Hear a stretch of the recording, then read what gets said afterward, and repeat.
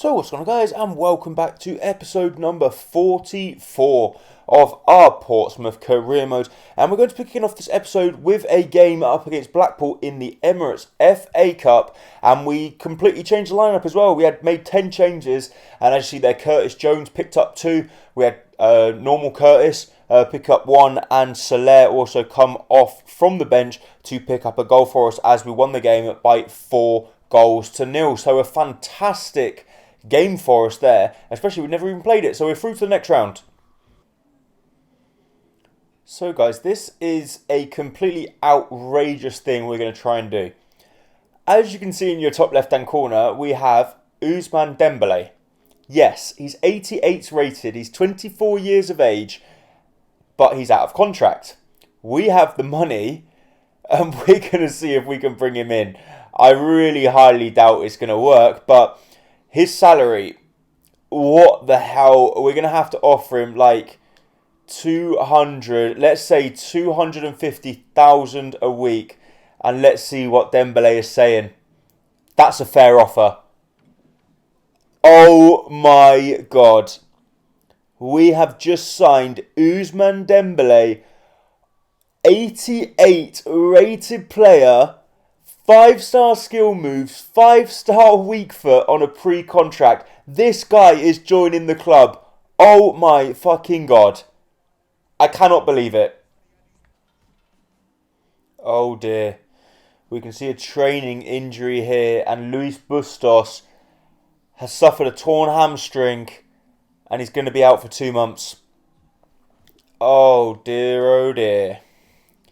The youngster that's just come into the squad to replace Lee, who was injured, is now injured himself.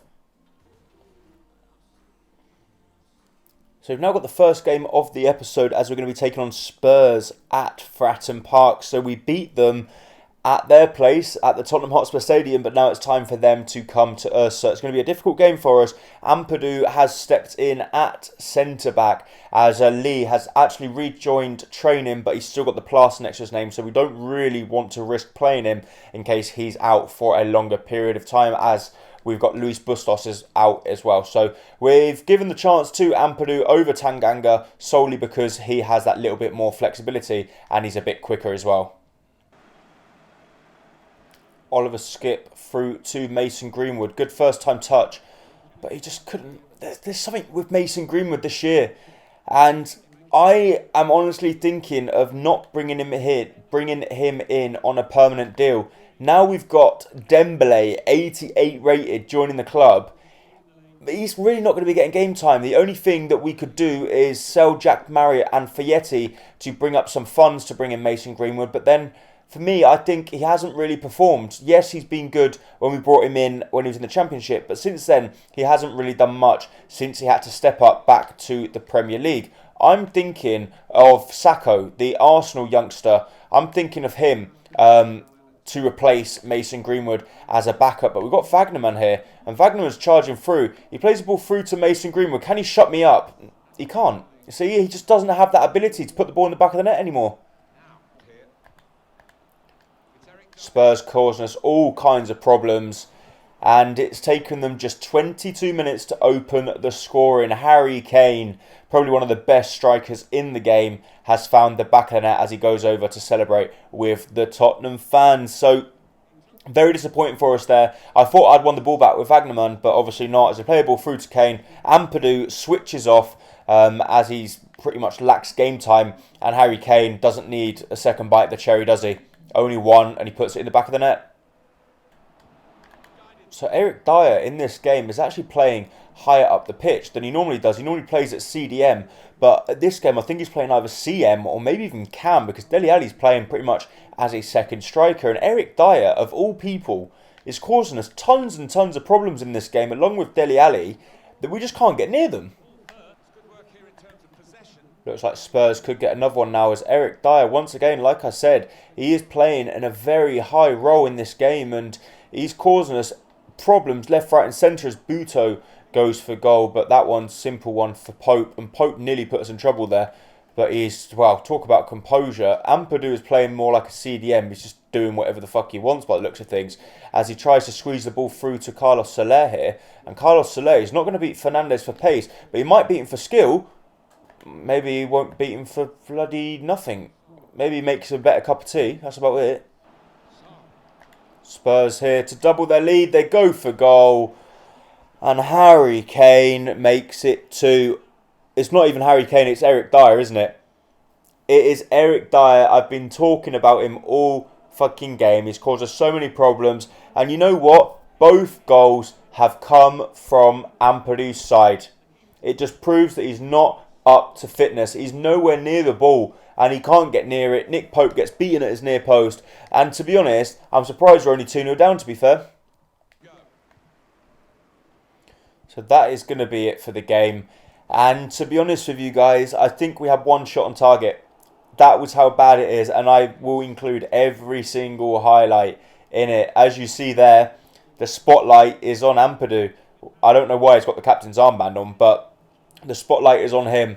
He come in and he's been awful. A lot of the Spurs players are going up to him and saying, you know, it's all right, mate, don't worry about it.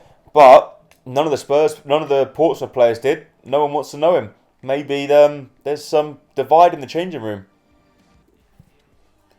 So for the second game of this episode, we are going to be taking on Bournemouth. And guys, we are playing our second team lineup because look at our calendar.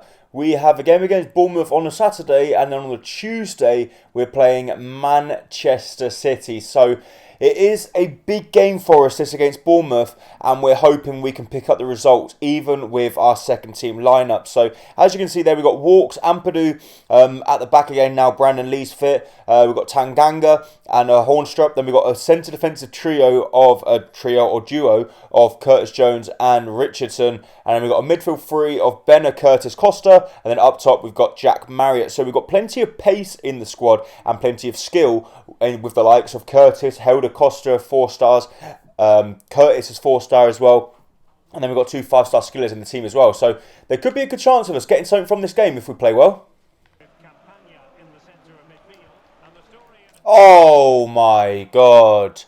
4 minutes into the game, Curtis is guilty of giving the ball away, and then it was a one-on-one really. They played the ball out wide, Tanganga come across, they play the ball to the far post, Walks can't get anywhere near it, and I'm not even going to try and pronounce that name, but Dominic has scored the goal, and just 4 minutes in, we've conceded, and we were really looking for a good result in this game because, to be honest with you guys, we are not making Europa League football unless we win the FA Cup, but we do have Arsenal next in the Cup. But we've got a chance here to play the ball through to Ronan Curtis. Ronan Curtis to redeem himself, but a fantastic save from the goalkeeper. We've got the ball with Richardson. Can he take on his man with a roulette? But I just timed that horribly wrong. Oh, win the ball back with Richardson though, through to Marriott. Marriott through to Ronan Curtis. Ronan Curtis, his first touch is not good at all.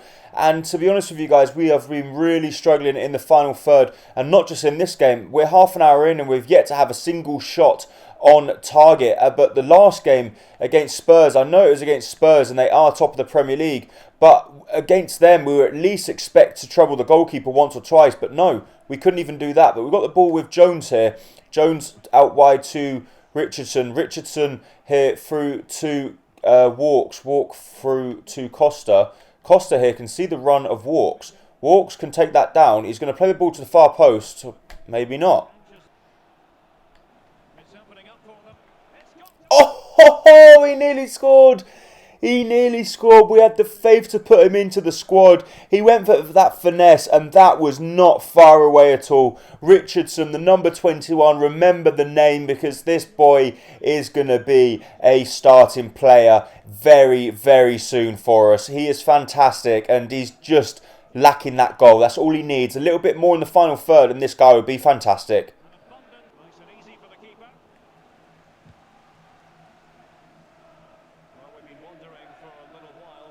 Oh, wow. Jack Marriott, one-on-one with the goalkeeper. He's missed it. Can he win the header? He can, but the goalkeeper Saves it, and that was just from a long kick, and it is worrying when the only two real good chances we've had in the game is from our goalkeeper just punting the ball forward. Jack Marriott got on the end of it, and he had to bury that. He really had to. Oh, here we go. This has to be now. Walks charging through, not the person we want to be on the ball, but he's going to go for a shot, and he scored. He has scored. I thought he'd put the tied net in. No, our right back has charged forward, and he went, look, if you strikers can't bloody put the ball in the back of the net, then I am. He's charged all the way from the centre half, or the half pitch, and he's bulleted that one at the near post. The goalkeeper can't keep that one out. And now we have 10 minutes or 12 minutes to try and find an equaliser. Not an equaliser, a winning goal. Oh, please. Come on, Benner. Come on, lad. Cut back inside. Plays the ball across to Brewster. And, we brought Brewster on. We were looking for our star man because we knew he would have found the back of the net if that ball had reached him. But there is time. We must have faith. The boys in blue, the blue army, Pompey, come on, let's do this. So the ball through to Brewster. Brewster through to Benner here. Can Benner keep hold of the ball? Please, mate. He does. And now this is our last chance. We have to make something from it. He's offside. Come on. We can find something here as the ball comes through to Jack Marriott. Jack Marriott through to Walks. Walks through his goal. Oh, the keeper saved it. That would have been miraculous if our right back had scored the 2 goals, wouldn't it? What is he doing that far forward? But he went for the strike, and the keeper this time gets the better of him. And that's it for the game. We couldn't score from the resulting corner, and we only started playing some real football in literally the last 15 minutes of the game. Obviously, Anton Walk's going to pick up man of the match. He was fantastic. He took the initiative to bomb forward, and if we could only draw against bloody Bournemouth, we lost against Spurs. Now we've got City. Oh, God help us. So we're going to try and raid Barcelona yet again.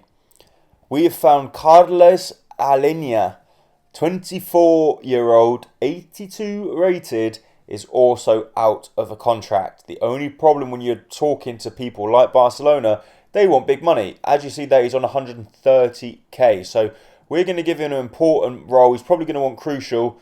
That's not going to work. Yeah, he wants crucial. Fair enough. He's 82 rated. He will get it. Let's discuss the length of the contract. We're wanting long term. We don't want short term deals. That is perfect. He's after that as well. No release clause. That is perfect for me, obviously. And now, contract-wise, he wants 77,000, a signing bonus of 780k, and 1.6 million if he gets 20 appearances. We're going to counter. We're going to edit the wage, and we're going to say we'll offer him 80, but we want to try and get this down a little bit. So let's say we'll pay him 500. Let's say 500 and submit the offer, and let's see if he'll accept that one. I'm not, but he's eager to join your club. Wow, Carles Alenia has also joined, or he will be joining when the season's up. So that's an 88 rated and an 82 rated. Oh my God.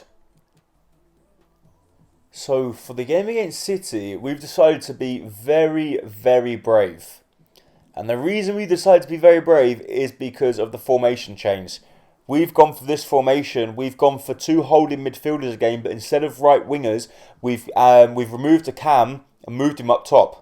And we've got a right attacking mid and a left attacking mid through Billy Gilmore and Soler. I think this will suit the squad a little bit better.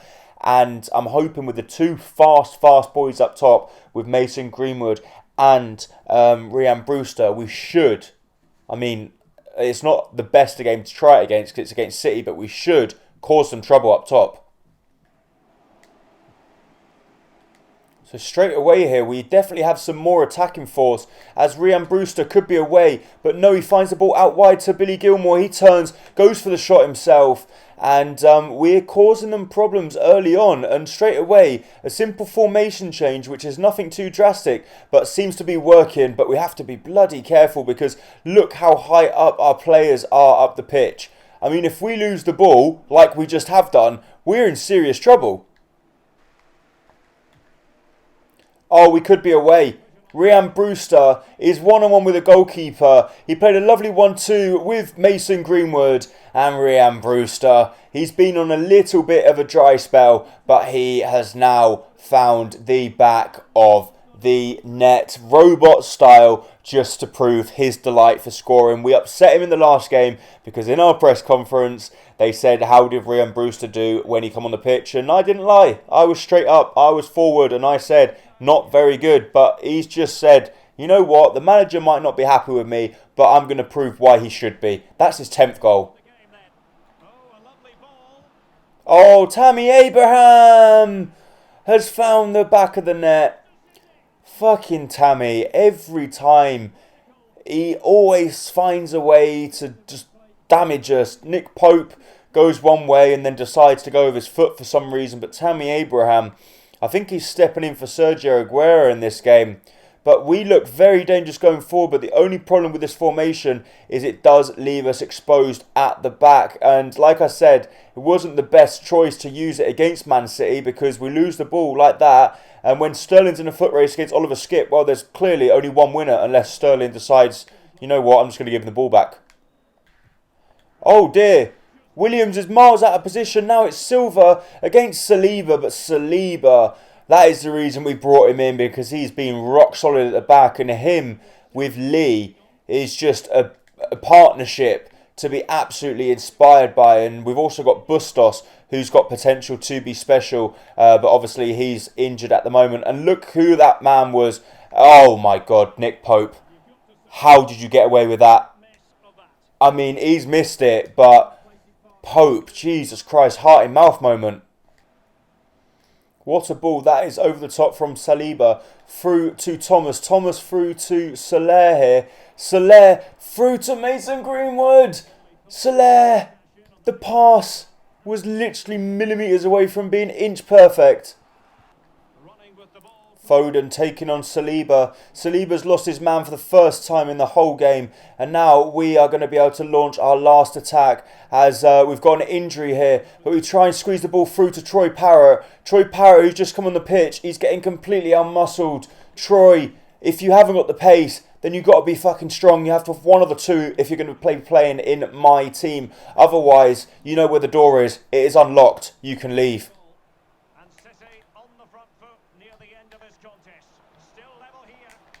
And City now, surely not.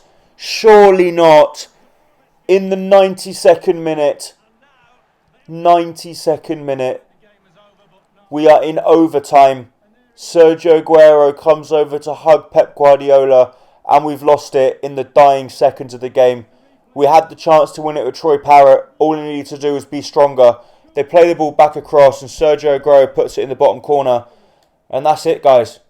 We have picked up 1 point from 9 this episode. It has been an atrocious episode for us.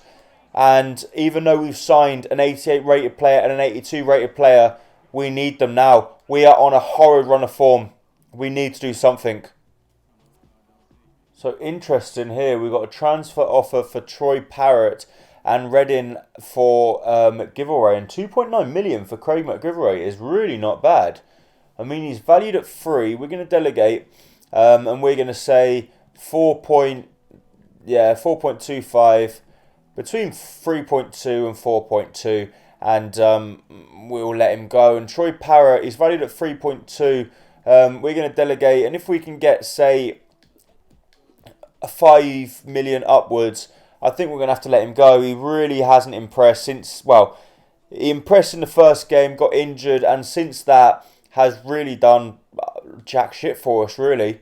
Then I think if he does go, we will be able to replace him for 5 million. However, guys, that is in fact going to be it for this episode of Career Mode. If you have enjoyed it, then obviously please hit the like button down below, as it is going to be very much appreciated. And don't forget, if you are new around here, hit that subscribe button to keep up to date with all of my latest videos and career modes. Thank you so much for watching. Cheerio.